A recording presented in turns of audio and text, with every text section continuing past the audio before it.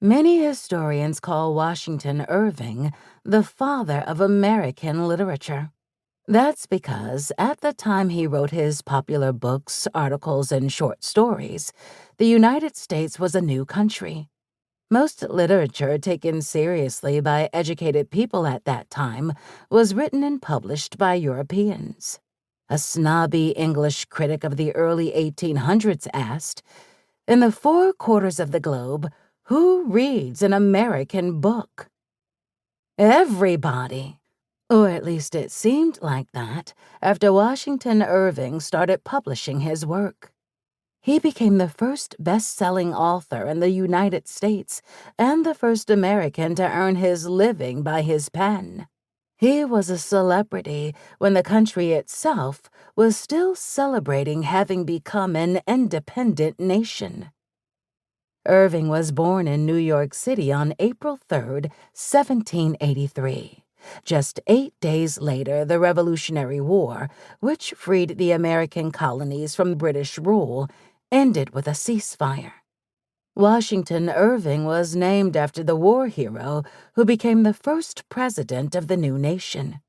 As a 6-year-old, Irving watched the presidential inauguration of General George Washington in New York City, then the capital of the United States. He even met the famous man. Irving's nanny followed the president around Lower Manhattan with her young charge in tow. She finally cornered President Washington in a shop and introduced his namesake. George Washington patted Washington Irving on the head and blessed him. The boy never forgot this, even when he became famous himself. Washington Irving was the son of immigrants William Irving Sr., a sailor who had come from Scotland, and Sarah Saunders from England. William Irving Sr. became a successful merchant in New York City, importing and selling hardware, wine, and household goods. He and Sarah had 11 children. Washington was their youngest child.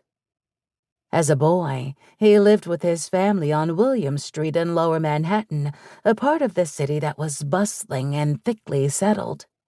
But young Washington liked to roam north along the Hudson River, where the city turned into smaller villages and open countryside. "I was always fond of visiting new scenes and observing strange characters and manners," he said. This curiosity came in handy when Washington turned to writing. As a teenager, Washington Irving studied to become a lawyer. He needed a profession in order to support himself, but he was not a very dedicated student, nor was he really interested in the law. Irving preferred going to the theater, accepting dinner invitations, traveling, and keeping up with an interesting circle of friends and acquaintances. In 1802, when he was 19 years old, he started writing letters that were published in his brother's newspaper.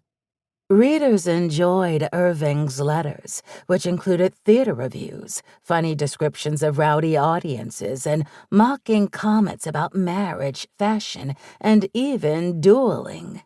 He wrote these pieces using a pen name, a different name authors use to conceal their identity.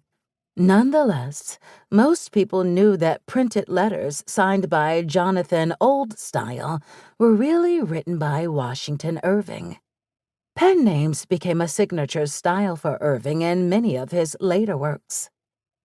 Though he squeaked through the bar exam and became a lawyer, Washington Irving was still much more interested in dining, drinking, and gossiping about literature, culture, and politics. These interests cost money, though. Irving wasn't all that excited about practicing law, and so he turned to writing. In 1807, Washington Irving, his brother William, and some friends wrote and published a literary magazine called Salmagundi.